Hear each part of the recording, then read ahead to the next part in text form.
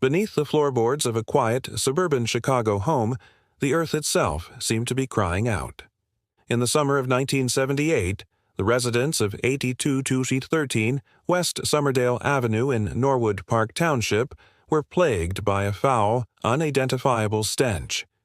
It was a sickly sweet odor of decay that seeped up from the crawlspace, a ghastly miasma that no amount of cleaning could erase. They complained to their landlord, a man they knew as a respected local businessman, a Democratic precinct captain, and the man who performed at children's parties as Pogo the Clown. His name was John Wayne Gacy, and he assured them it was just a sewage problem. He would take care of it. But the smell was not from a broken pipe. It was the smell of secrets, and it was the smell of death. John Wayne Gacy's public persona was a masterpiece of civic normalcy. He was a plump, jovial man with a thick mustache and a seemingly endless reserve of community spirit. He ran his own contracting business, PDM Contractors, and was a fixture at local political functions, even having his photograph taken with First Lady Rosalind Carter.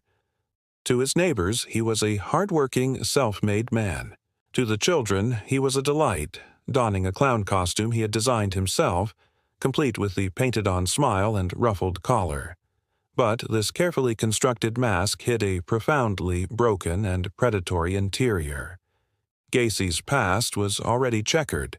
He had served time in Iowa for the sodomy of a teenage boy, a violent assault that foreshadowed the horrors to come.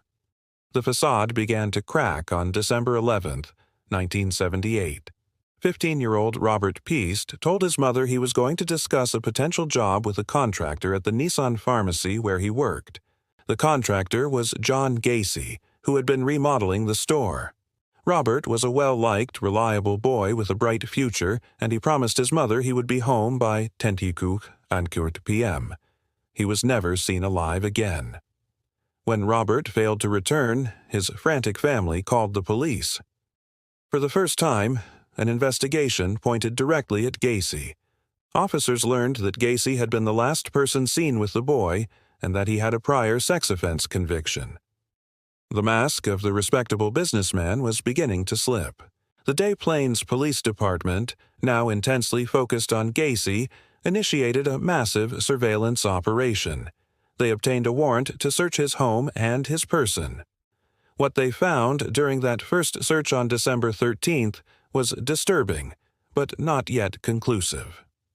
In the cluttered, chaotic ranch house, officers discovered a trove of suspicious items: driver's licenses and personal effects belonging of other young men, a high school ring, handcuffs, and lengths of rope. They also noticed the overpowering stench from the crawlspace. Gacy, ever the smooth talker, had explanations for everything. The items were leftovers from his employees, the handcuffs were a joke, but the police were no longer buying his act. The investigation intensified. Police placed Gacy under 24-hour surveillance, tracking his every move. They interviewed past and present employees of PDM Contractors, many of whom were teenagers and young men. A chilling pattern emerged. Several young men came forward with harrowing stories of being hired by Gacy, only to be lured to his home, handcuffed, and sexually assaulted. One teenager, Jeffrey Rignall, recounted a horrifying tale of being chloroformed, assaulted, and then dumped in a park, alive only by sheer chance. These stories painted a picture of a sophisticated predator who used his business and his community standing as a hunting ground.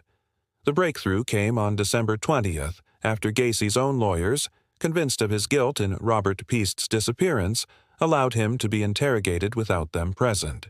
For hours, detectives chipped away at his defenses. Finally, Gacy looked at Lieutenant Joseph Kozenchak and said, "You want to know where the bodies are?" He then agreed to take them on a grisly tour of his property. In the cramped, dirt-floored crawlspace beneath his house, he pointed to a specific area. "You'll find 4 or 5 there," he stated calmly. As investigators began the painstaking process of digging, the true scale of the horror was revealed.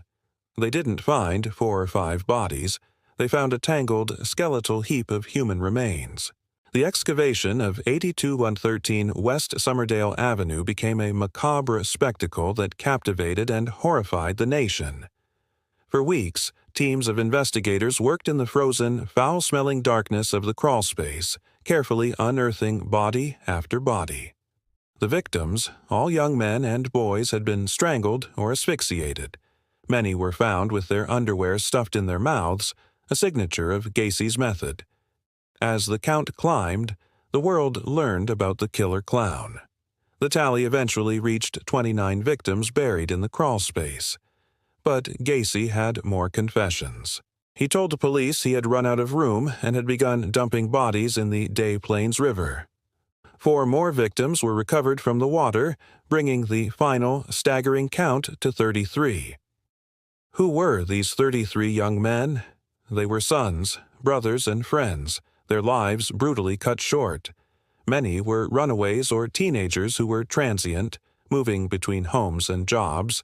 They were young men like John Butkovich, a handsome 17-year-old who had confronted Gacy about unpaid wages, or Gregory Godzik, a shy 17-year-old who worked for PDM. Their disappearances had often been dismissed by a system that was ill-equipped to handle missing youth. Gacy had specifically targeted those he believed would not be missed quickly or at all. He exploited their vulnerability, their need for work, and the trust his public image afforded him. As the investigation pieced together Gacy's methods, a terrifying modus operandi emerged. He would lure victims with offers of employment or money, sometimes using his clown persona to disarm them. He would then suggest they go to his house to discuss the job or smoke marijuana. Once there, he would trick them into putting on handcuffs under the pretense of showing them a handcuff trick. This was the trigger. The jovial host would vanish, replaced by a violent, sadistic rapist and murderer. He would torture and assault his victims before killing them, most often by using a tourniquet, a board, and a rope in what he called his rope trick. He would then store the bodies under his house or in his garage, the crawlspace becoming a secret cemetery. The trial of John Wayne Gacy began on February 6, 1980. In a courtroom heavy with tension and grief. The prosecution, led by lead attorneys William Kunkel and Robert Egan, faced a defense team that mounted an insanity plea. Gacy's lawyers argued that their client was a victim of severe mental illness, a psychotic driven by uncontrollable impulses. They presented a portrait of a man with a troubled childhood, a history of blackouts, and a fractured psyche who could not distinguish right from wrong. The defense's star witness was Dr. Thomas Eliseo, a psychiatrist who testified that Gacy suffered from multiple personalities and that the other person, named Jack Hanley, had committed the murders. The prosecution systematically dismantled the insanity defense. They presented Gacy's own detailed, calm confessions, which demonstrated a clear memory and understanding of his actions. They highlighted his meticulous efforts to cover his tracks, his careful selection of victims, his use of his business as a front, his disposal of bodies, and his feigned cooperation with police. The most damning evidence came from Gacy himself.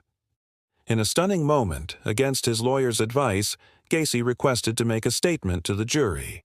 For over an hour he rambled, contradicted himself, and showed no remorse, instead complaining about his treatment by the police and the media. It was a performance that convinced no one of his insanity, only of his narcissism.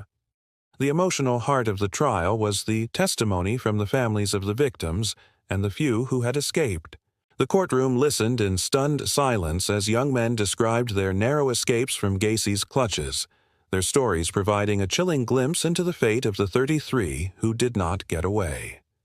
Parents of the victims took the stand, holding up photographs of their smiling sons, forcing the court to see the vibrant lives that had been extinguished. They were no longer just numbers. They were Gregory, David, James, Robert. The gallery was a sea of shared anguish, a community bound together by unimaginable loss. After hearing weeks of gruesome testimony, the jury deliberated for only 2 hours. On March 13, 1980, they returned with a verdict: guilty on all counts of murder. The judge then sentenced John Wayne Gacy to death. There was no visible reaction from Gacy as the sentence was read. He was taken to the Menard Correctional Center, where he would spend the next 14 years on death row, filing endless appeals and painting clowns. His paintings, disturbingly, became macabre collector's items. He continued to manipulate the system until the very end, but the justice he had evaded for so long finally caught up with him. In the early hours of May 10, 1994, John Wayne Gacy was executed by lethal injection. The legacy of John Wayne Gacy is a dark stain on the American consciousness. His case irrevocably changed how law enforcement handles missing persons, especially young people. It shattered the myth of suburban safety and revealed that the most monstrous evil could fester behind a veneer of normalcy. The image of the friendly clown was forever corrupted, becoming a symbol of hidden danger. The phrase "killer clown" entered the lexicon, a permanent reminder of the man who used laughter as a lure. The true lesson of the Gacy case is one of tragic oversight. For nearly 6 years, a serial killer operated with impunity in a quiet Chicago suburb because the system failed to connect the dots. The disappearances of dozens of young men were not aggressively pursued. They were often filed away as runaways. Gacy understood this vulnerability and exploited it ruthlessly. His story is a grim reminder that evil does not always announce itself with a snarl. Sometimes it wears a smile. It shakes your hand at a political rally, and it makes children laugh.